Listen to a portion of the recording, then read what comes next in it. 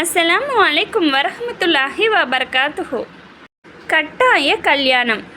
முஸ்லிம் பெண் ஒரு முஸ்லிமான ஆணை மணமுடிக்க விரும்பினால் அவளது விருப்பத்தை நிறைவேற்றி வைப்பது பெற்றோரின் கடமையாகும். பணம், பதவி, குலம், அந்தஸ்து போன்ற எந்த காரணத்தையும் கூறி பெண்ணின் விருப்பத்தை நிராகரிப்பது மறுமையில் கடுமையான குற்றமாகும்.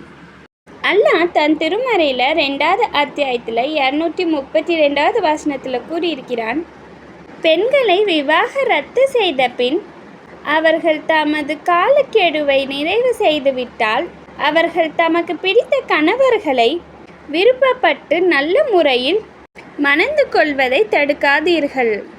உங்களில் அல்லாஹ்வையும் இறுதி நாளையும் நம்புவோருக்கு இவ்வாறு அறிவுரை கூறப்படுகிறது.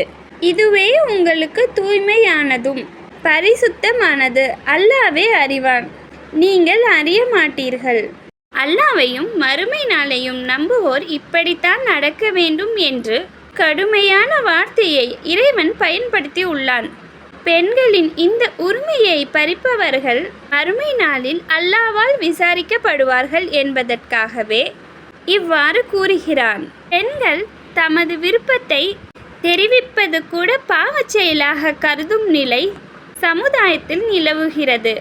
ஆனால் நபிகள் நாயகம் ஸல்லல்லாஹு அலைஹி வஸல்லம் அவர்கள் காலத்தில் பெண்கள் இது போன்ற தமது விருப்பத்தை வெளிப்படுத்தி உள்ளனர். நபி ஸல்லல்லாஹு அலைஹி வஸல்லம் அவர்களிடம் ஒரு பெண் வந்து, அல்லாஹ்வின் தூதரே, என்னை மனம் முடித்து கொள்கிறீர்களா என்று கேட்டார்.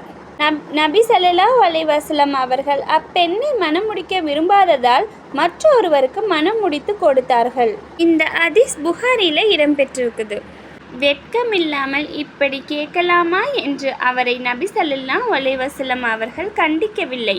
விபச்சாரம் செய்வதற்குத்தான் வெட்கப்படும் வேண்டுமே தவிர திருமணம் செய்யுமாறு கேட்க எந்த வெட்கமும் தேவையில்லை. உம்மு சுலைம் ரலியல்லாஹு அவர்கள் முன்னரே இஸ்லாத்தை ஏற்றுக்கொண்டார். அவரை அபூ தல்ஹா மணந்து கொள்ள விரும்பினார். அதற்கு உம்மு சுலைம் ரலியல்லாஹு அவர்கள், நான் இஸ்லாத்தை ஏற்றவள், நீரும் இஸ்லாத்தை ஏற்றுக்கொண்டால் உம்மை மணந்து கொள்கிறேன் என்றார்கள். அவரும் இஸ்லாத்தை ஏற்றுக்கொண்டார். பெண்கள் தமது வாழ்க்கை துணைவரை தேர்வு செய்யும் உரிமை பெற்றுள்ளார்கள் என்பதற்கு இவை சான்றுகள்.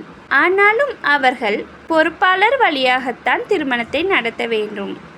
பொறுப்பாளர்கள் மறுக்கக்கூடாது என்று இஸ்லாம் வழிகாட்டுகிறது. என் வீடியோ பிடிச்சிருந்தா லைக் போடுங்க. அதே மாதிரி என் சேனலுக்கு சப்ஸ்கிரைப் பண்ணுங்கள் ஃப்ரெண்ட்ஸ்.